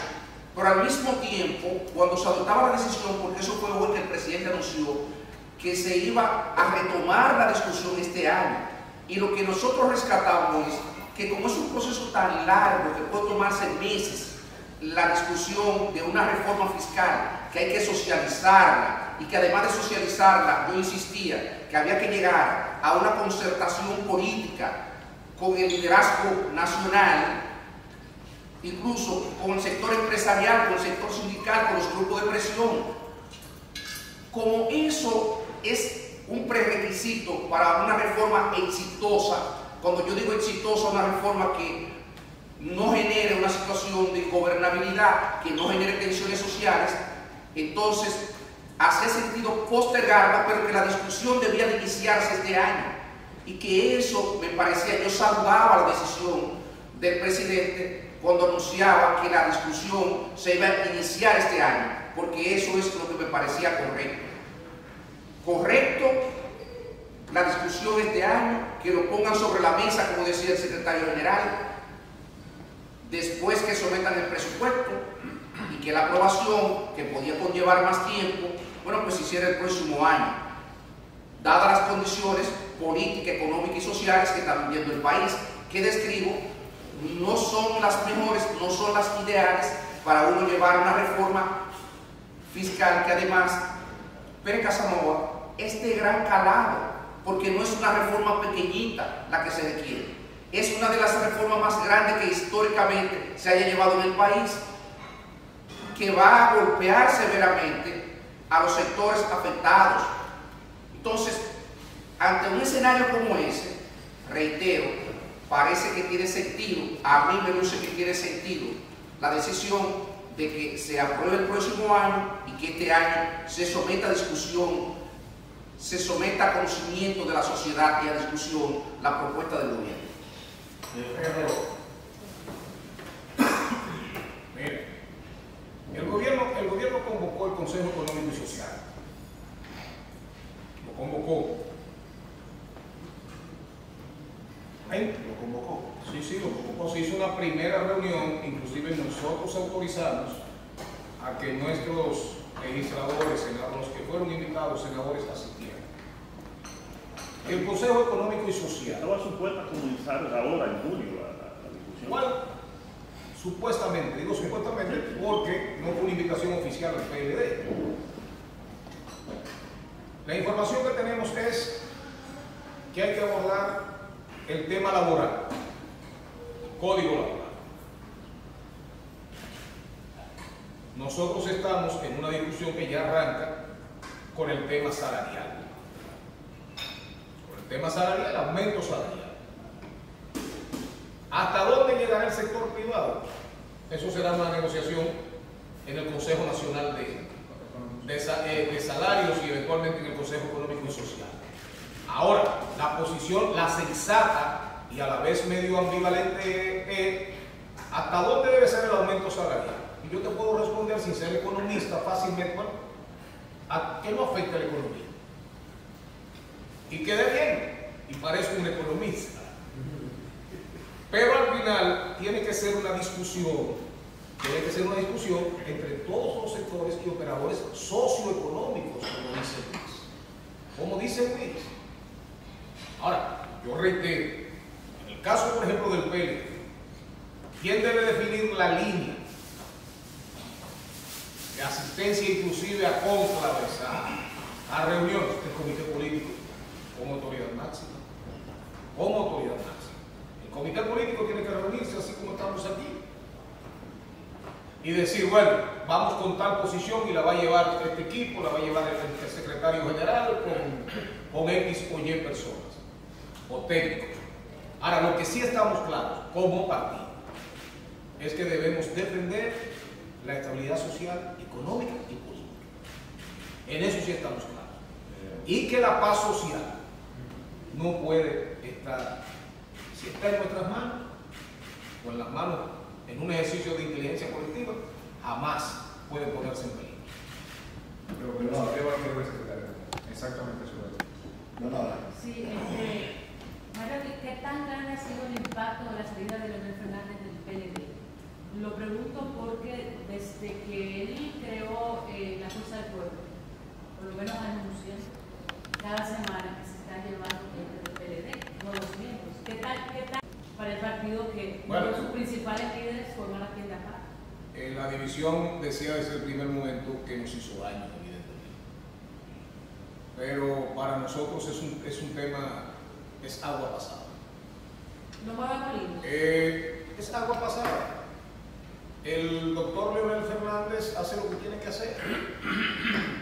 Nosotros no vamos a perder el tiempo diciendo si son personas que ya hace tiempo que se habían ido y las juramentaron ayer, gente que se había ido hace 9 meses, los juramentaron antes de ayer. Eso es como entrar en un tema que para mí no da ganancias, no da ganancias. El doctor Leonel Fernández que haga lo que él tiene que hacer y lo que le corresponde hacer por su partido,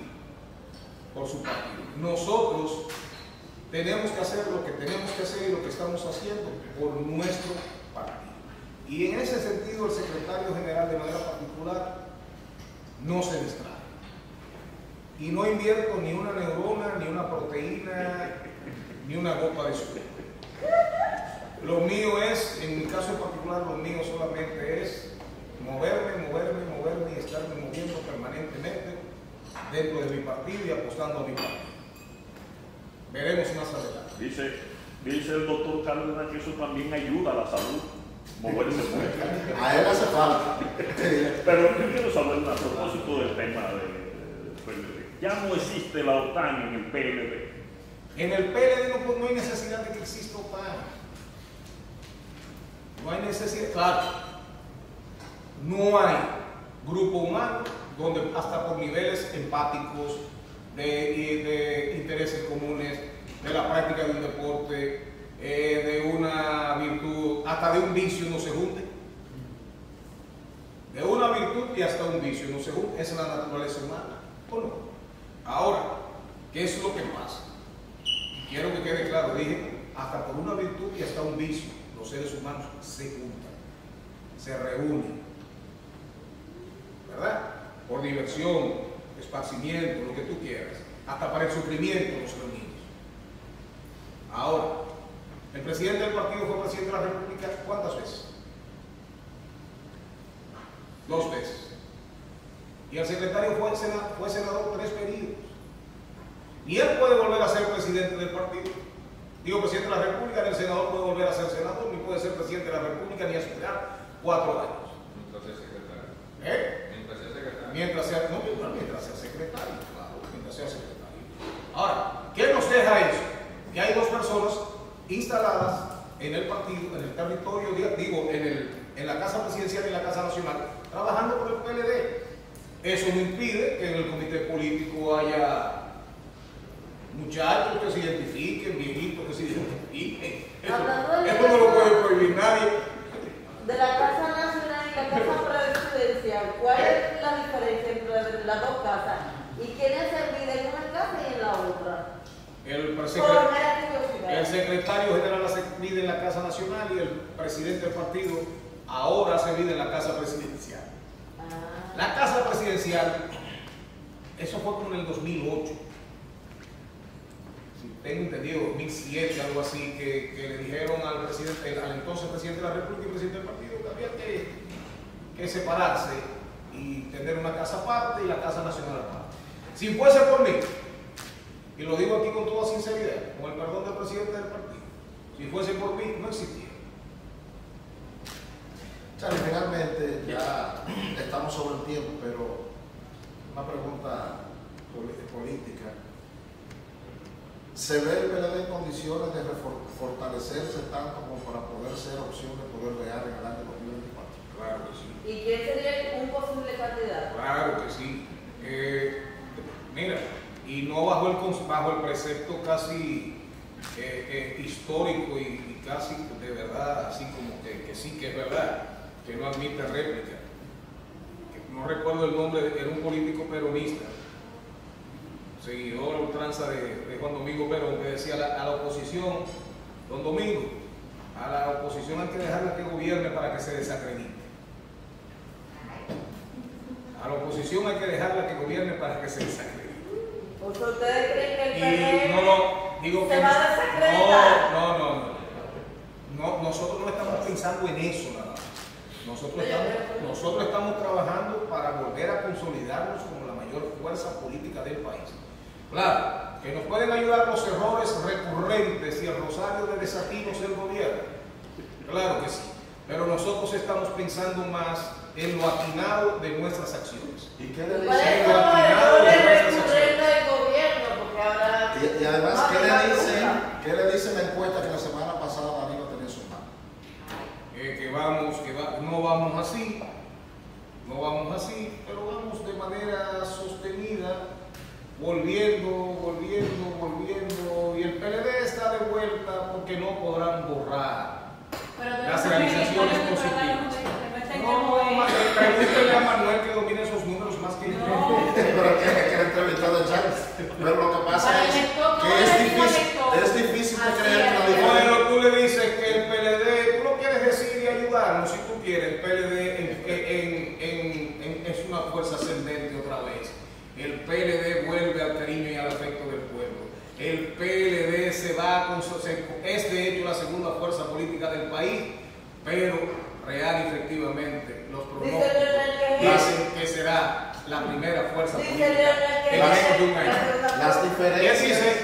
Leonel Yo no sé por qué ustedes me quieren llevar a ese terreno cuando yo a esa persona le tengo un afecto y un cariño cierto y real. Entonces no puedo decir por ese cariño y ese afecto que eso ni él mismo se lo cree. Sí.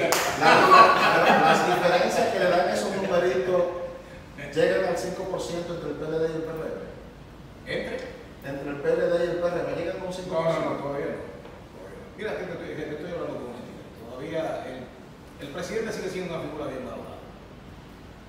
Contrario a la gestión de gobierno que comienza, que entra en un declive. Ahora la figura del presidente sigue siendo bien valorada, igual que la figura de Danilo Medina. No, pero eso ya eso anda entre 10 ¿Cuál es 12%. el número del PLD? Ya eso anda de partido a partido, ya eso anda fluctuando entre 10 12% con margen de error. Y por eso que el PLD no puede detenerse. ¿Cuáles son las principales errores del PRM que ustedes creen que hace que el PRM se vaya a la... Yo prefiero resumirlo, a pesar de tu insistencia como periodista beligerante y acuciosa, prefiero resumirlo en una especie de rosario de desatinos. Bueno, pues le damos las gracias a Charlie. Le damos las gracias a Charlie Mariotti, a Antonio Peña Mirabal, a Sánchez Cárdenas, a Juan Mariel y a Luis, que está haciendo una gestión que no podemos delegarle más nada, por acompañarnos en que será el último almuerzo, o no, el almuerzo con el que suspendemos hasta nuevo aviso, por el mismo tema de la pandemia, cogiendo recomendaciones médicas. De verdad que le agradecemos mucho la participación de ustedes que hayan Y venido. reiterar al doctor Sánchez Cárdenas que aunque peleábamos mucho, era buscando noticias, pero que le extrañamos en la mañana. Agradecer el esfuerzo de Manuel, en nombre de nuestro presidente, el presidente de nuestro partido, darle las gracias a ustedes, el presidente te mandó un saludo muy especial a Juan Carlos, a Manuel y a todos ustedes. Ahorita vi un mensaje ahí, me dijo que por favor les externara su agradecimiento por darles oportunidad a las nuevas autoridades del PLD de estar frente al país y frente al mundo a través de este grupo, el grupo de medios más prestigioso de la República Aunque el Dominicana. mensaje no quiera dar malo, pero también nada de su excusa. Yo tuviera que estar porque la misma manera que cuando no tenemos. También hay que preservar. Muchísimas gracias.